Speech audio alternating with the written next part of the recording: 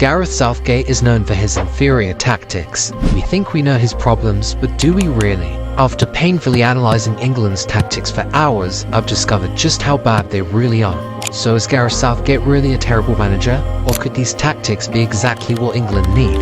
And is it possible that their world-class players are actually making things worse? The good start would be comparing him to the very best managers in the world, because these guys have something that Southgate doesn't. In a nutshell, these are England's tactics. If you've been watching them, you'll know that they love passing it around slowly, very slowly, in this back four. But eventually they will progress up the pitch, and that's where things go wrong. So many teams use a 4-3-3, including the very best teams in the world. But these teams still have a very different 4-3-3 to Southgate's, because this is how Southgate approaches attacking the final third. Foden, who naturally likes to play centrally, cuts inside, leaving space out wide for Trippier, the left back, to push up.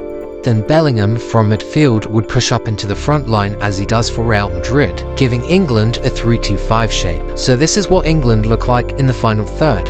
And this is what Manchester City look like in the final third. So how come Man City's shape are so successful while England's shape aren't? Well, it's all to do with what they do when they get into this shape. Because when England get into the final third, this is what they look like. They would often pass it around and round in horseshoe shape to get the opposition moving. Their plan is hope the opposition make a mistake so they can find a gap and exploit it.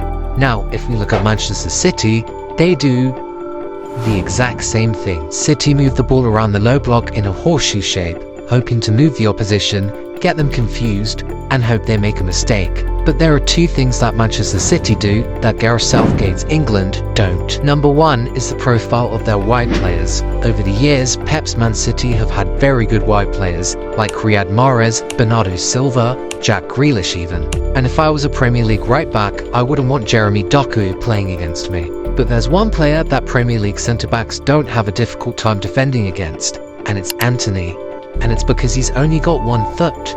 He can only cut inside, which makes him predictable. While former Manchester City winger Riyad Mahrez is two-footed, he can cut inside and he can go wide, meaning he's unpredictable and defenders don't know what to do against him. This means that the opposition might have to double up against him, leaving a gap somewhere else, usually in the half space, and Manchester City usually like to penetrate this half space. And luckily for them, they've got one of the most creative players in Premier League history operating here, Kevin De Bruyne. Every wide player Man City have had has been a great dribbler and has been able to pull opposition players out of their places. And this definitely isn't the case for England. Yes, Saka is a great dribbler, but if we look at the left wide space, then it's not even a winger, it's a fullback.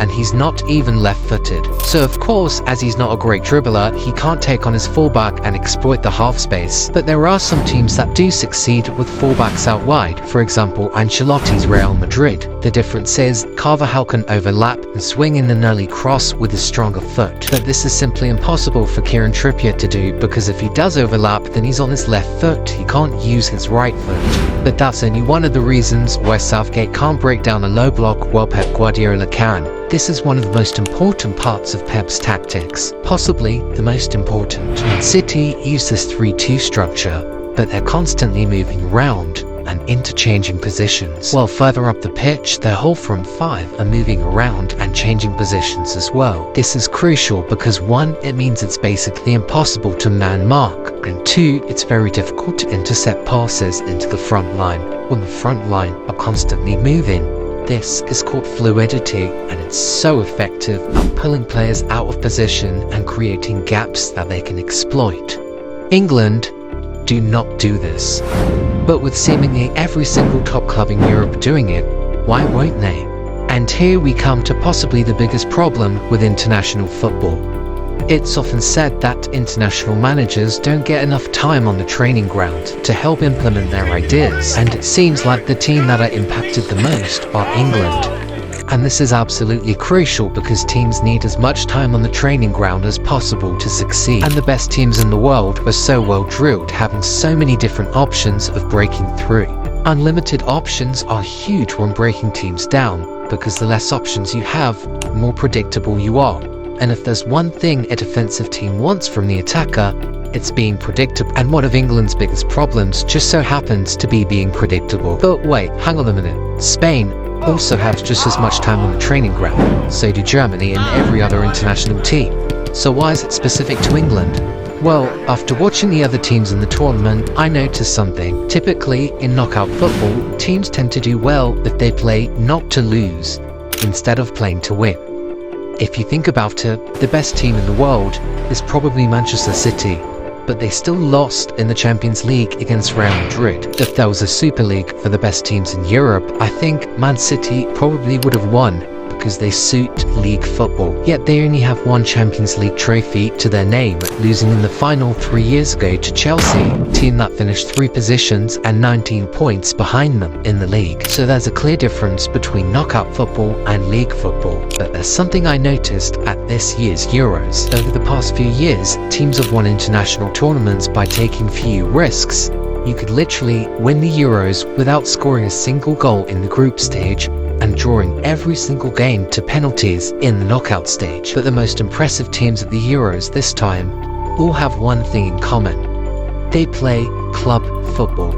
They play league football. It looks like things are changing, with the slow, risk-averse teams dying out and the new, exciting, fluid teams coming through and winning tournaments like Spain. And this is what I think some people are missing when it comes to England. See, Gareth Southgate is a huge admirer of Didier Deschamps' style of play, and it won him the World Cup, to be fair.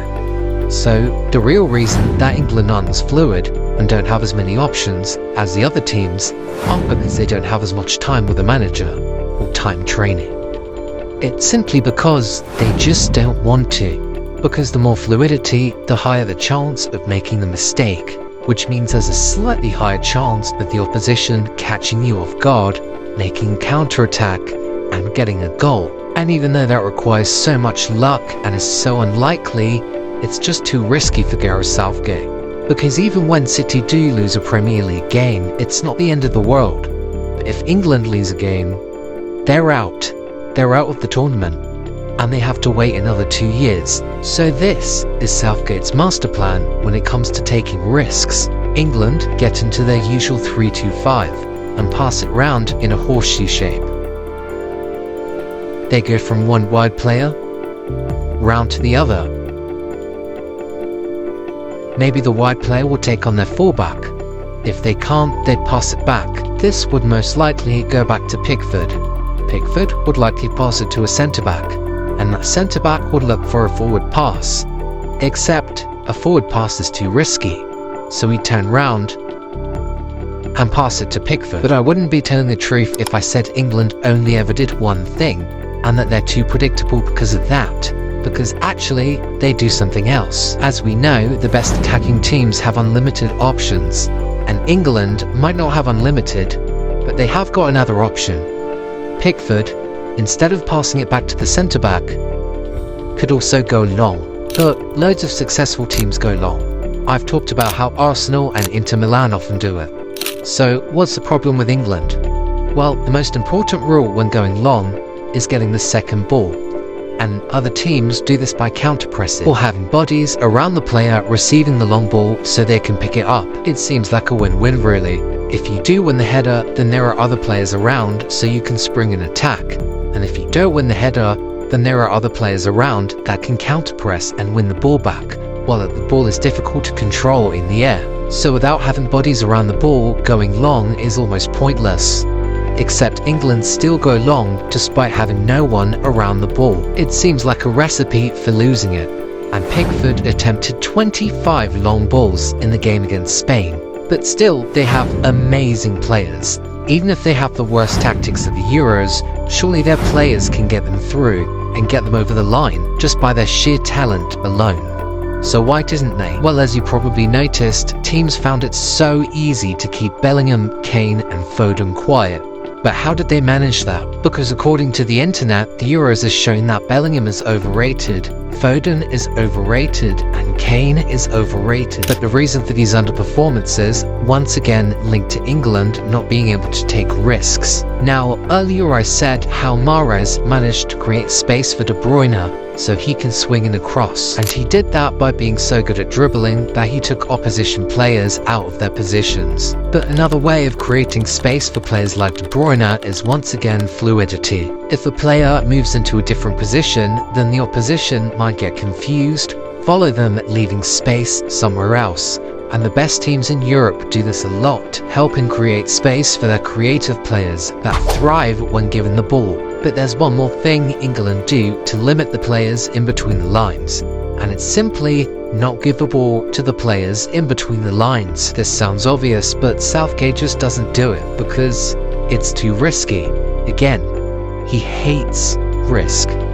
But there is one thing that I haven't talked about that I probably should, because it could be the most important reason behind England's failures. Just listen to this. Casemiro is not a defensive midfielder like Busquets. In fact, there are loads of different types of number 6s. For example, Declan Rice is great in the number 6 position because he can run all around the pitch and make tackles, while Rodri is arguably the best player in the world, and he's nothing like Declan Rice because his job is to receive the ball for a player and just pass it to someone else, and then receive it again and pass it to someone else. But the great thing about this is when he does it, he never ever loses it, so he's great for a team that likes to keep possession. But they both do something else, which is progressing. And while these two players are great at progressing the ball, they do it in very different ways. Declan Rice is a great ball carrier. He can pick it up and move it into more dangerous areas. But Rodri is genuinely one of the best deep-lying playmakers ever. He progresses the ball to forward players all over the pitch, and his completion numbers are amazing. While Busquets was amazing at this, Casemiro didn't really do it. He let Kroos do it instead. And one of the big reasons England didn't look good at the Euros was their lack of a controller. None of their players had the ability of Rodri and Busquets.